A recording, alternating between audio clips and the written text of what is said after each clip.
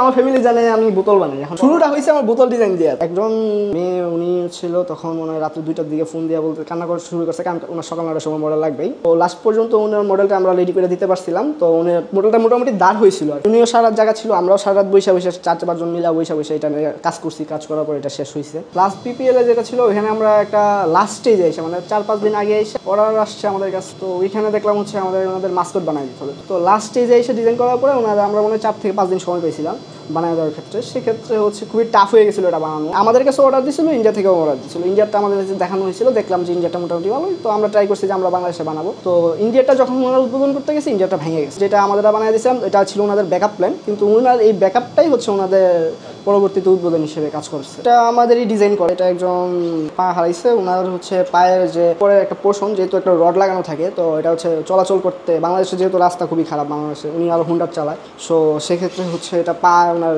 হবে।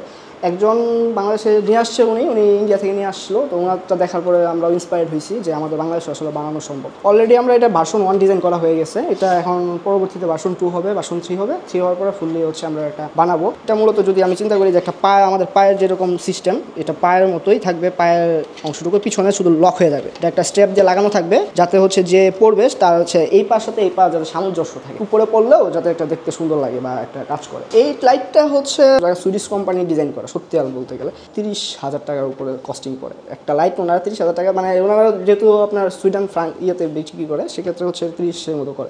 বাংলাদেশে এটা আসলে খুবই কম মাত্রায় সেল হবে। আমি যে সেক্টর নিয়ে কাজ করি বা আমি যে নিয়ে কাজ করি, আমরা 3D প্রিন্টিং করি, প্রোডাক্ট ডেভেলপমেন্টের কাজ করি, ম্যানুফ্যাকচারিং কনসালটেন্সির কাজ করি। সেক্ষেত্রে হচ্ছে আপনার আরও হচ্ছে প্রোডাক্ট ম্যানুফ্যাকচারিং আছে, এটা কীভাবে কাজ হয় ওইটা রিলেটেড কাজ করি। তো আমাদের এখানে পুরোটা একটা R&D বেসিসে কাজ হয়। R&D বেসিসে কাজ হয়। আর কিছু প্রোডাক্ট আমরা হচ্ছে নিজেরা ডেভেলপমেন্ট করে বানাচ্ছি, ট্রাই করতেছি। তো এখন আসলে মানুষের বোঝানো আসলে শক্ত যে আসলে আমি আসলে কী ধরনের কাজ করতেছি। এটা একটা সিঁড়ি, এটা আর্কিটেকচার মডেল। তো আমাদের এখান থেকে আসলে আর্কিটেকচার মডেলও প্রচুর পরিমাণে প্রিন্টিং যায়। আর্কিটেকচার মডেলগুলো যেগুলো আছে থিসিসের কাজে ইউজ করে, তো ওরা হচ্ছে প্রচুর পরিমাণে আমাদের ডিজাইনের কারণেই হচ্ছে, কারণ ওরা হাতের বানাইতে সময় যতটুকু লাগবে সেক্ষেত্রে হচ্ছে আপনার 3D প্রিন্টিং করা ইজি। এটা আসলে খুবই প্যাথেটিক, আবার এটা হচ্ছে মজারও। এই কাজে একটা সবথেকে আজব বিষয় হচ্ছে 3D প্রিন্টিং হবে যখন অনেকে নাম শুনে অনেকে মনে করে যে আমরা জামা কাপড়ের উপরে 3D প্রিন্টিং করি। অনেক ফোন পাইছি আমি ফার্স্টের দিকে, এখনও পাই প্রায় সময়, যে ভাই আপনারা কি কাপড়ের উপরে 3D প্রিন্টিং করে দিতে পারবেন? আর তখন আমাদের একটু হয় যে না, আমরা করতে পারি না, কাপড়ের উপরে 3D প্রিন্টিং করতে পারি না। এটা হচ্ছে একটা কোম্পানি আছে ওরা করে, বা অনেক গার্মেন্টস কোম্পানি থেকেও আমরা ফোন পাইছি যে ভাই আপনারা কাপড়ের 3D প্রিন্টিং কীভাবে করেন, আমার এত পিস মাল লাগবে।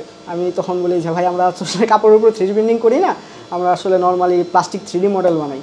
তো এছাড়া আরও কিছু মজার কাহিনী আছে, সেটা হচ্ছে অনেকে ফোন দিয়ে বলে যে ভাই আমার হচ্ছে এই মালটা লাগবে, কিন্তু এই মালের একটা ছবি দেয়, জাস্ট ছবি দেওয়ার পরে বলে যে এই মালটাই লাগবে, কিন্তু এই মালের তার কোনো হদিসও থাকে না। পরবর্তীতে আমরা কিছু মডেল পাই, সুন্দর সুন্দর মডেল।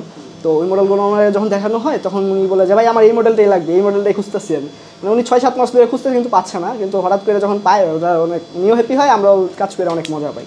3D প্রিন্টিং দিয়ে আসলে করা যায়, আসলে সব কিছুই করা যায়। তবে এখানে একটা মেইন সমস্যা চ্যালেঞ্জ হচ্ছে ম্যাটেরিয়াল কস্টিং, আর এটা সময় অনেক বেশি লাগে। আমাদের ট্রেডিশনাল ম্যানুফ্যাকচারিংয়ের ক্ষেত্রে এটা খুবই টাফ মানে বিট করা। বাট সেক্ষেত্রে আমরা কিছু প্রোডাক্ট আমরা ডেভেলপমেন্ট নিজেরা কিছু করছি, আর কিছু প্রোডাক্ট ওপেন সোর্স, কিছু ওপেন সোর্স আছে, আর কিছু প্রোডাক্ট আমাদের নিজেদের ডেভেলপমেন্ট করে।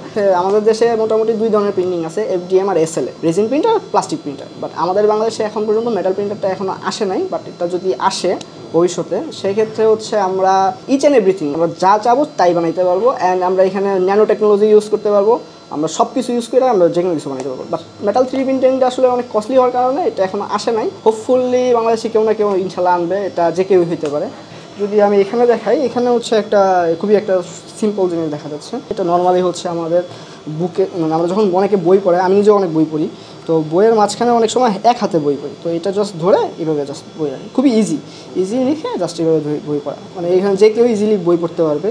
তো এটা খুবই হাতেরও লাগতেছে না, তার প্রেশার পড়তেছে না। কিন্তু এইভাবে যখন সে হাতে বই পড়ে তার কিন্তু এখানে হাতে প্রেশার লাগে, সে হাতে অনেক সময় হাত থেকে পড়ে যায়, অনেক সময় হচ্ছে বলে।